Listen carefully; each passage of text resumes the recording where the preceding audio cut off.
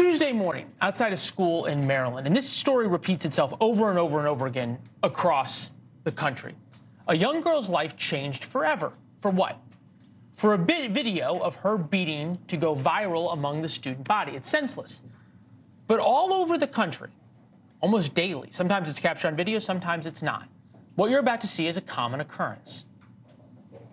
Yo, go! His boss is in there. Oh! Get the out!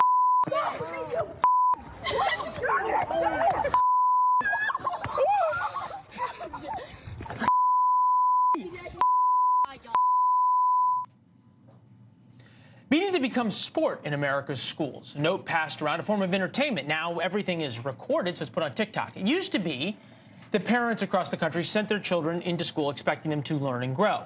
Now they send them hoping they aren't bullied online or beaten in person.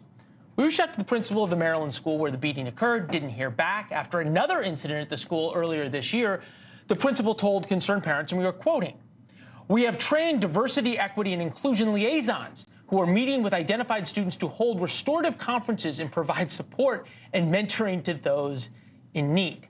Restorative conferences. Who doesn't feel better after restorative conferences? Jerron Smith is with us, former Deputy Assistant to President Trump. It's good to see you. Thank you. Good to see you. Thanks for having me. How did we get here? Well, there's a number of different things that has happened over the years.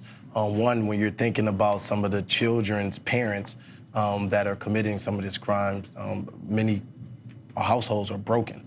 Have become even more broken since the pandemic, when you had children having to learn at home.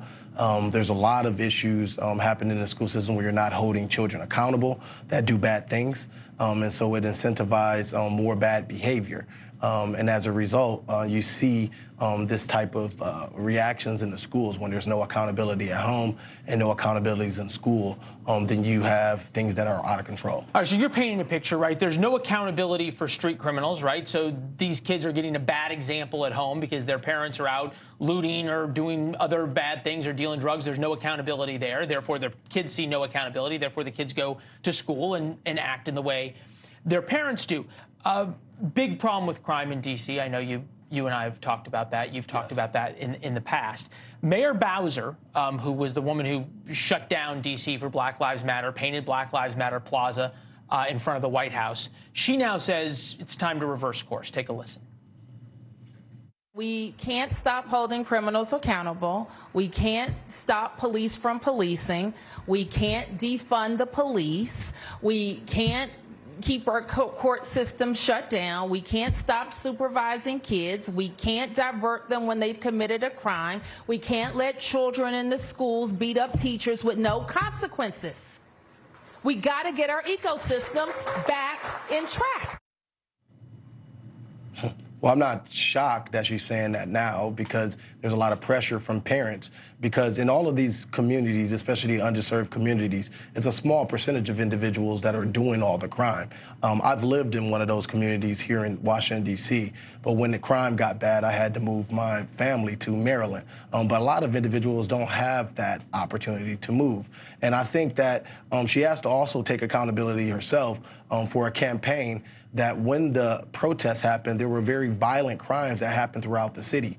And most of the folks on the left never took accountability to that violent crime and held those individuals accountable. Many of them got off after those protests, and it opened up a whole world of people who thought they can get away with looting and certain violent crimes. You pair that at the same time with defunding the police, them being demoralized, and creating rules or laws that doesn't allow them to do their job, has created a powder keg here in Washington, D.C. So you need more than just accountability. You also need resources to law enforcement. Well, and you need more than the air tags the police in D.C. are handing out to stop carjackings. That's exactly right. Good to see you. Thank you very much. Thank you so much. Thanks for watching. Go to joinnn.com to find NewsNation on your television provider. And don't forget to click the red subscribe button below to get more of NewsNation's fact-driven, unbiased coverage.